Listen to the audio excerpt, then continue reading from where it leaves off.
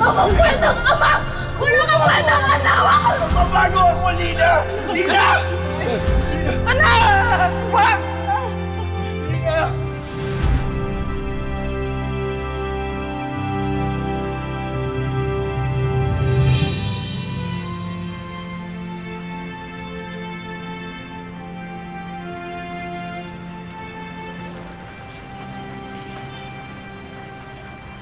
Hindi man lang tayo dinamayan ng tatay mo nang mamatay ang nanay mo.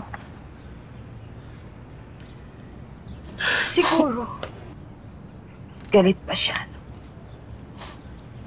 Kahit ano naman ang galit niya, kaya kong harapin yun. Wala kasi nung nag-iwalay sila ni nanay. Wala, umasa pa rin ako eh. Umasa pa rin ako na makakasama ko pa rin siya. Pero ngayon la, alam ko kung saan siya matutunton. Sisikapin ko na mapatawad niya si nanay.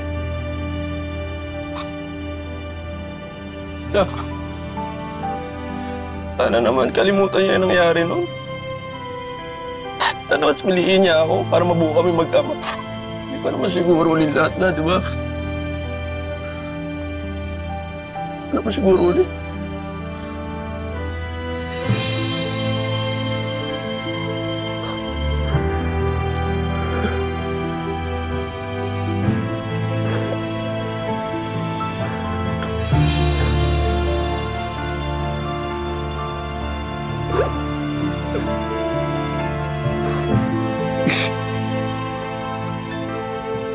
Dahil sa pangungulila ni Dindo sa pagmamahal ng kanyang totoong ama, agad na tumungo siya sa Nueva Ecija para hanapin at muli itong mayakap at makapiling. Tao po.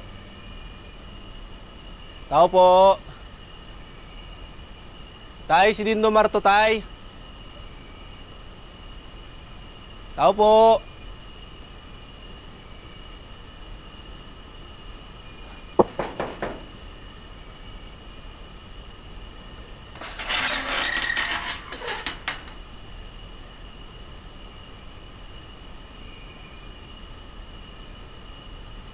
Ay, kamusta ka na?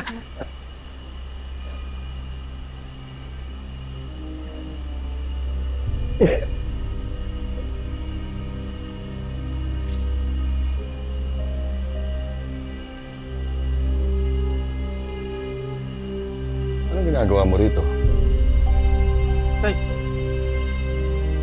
Huwag na huwag mo ako matawag-tawag na tatay. Simula nung iniwan at tiniluturan niyo ako, kinalimutan na kita. Kayo ng namin mo. Masaya na ako sa buhay ko, sa bagong pamilya ko. Kaya huwag mo na akong guguluhin pa. Kahit magkasakit ka o mamatay ka pa, wala akong pakialam.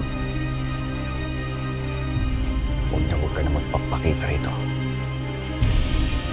Kaya mabuti pa lumayas ka na. Layas!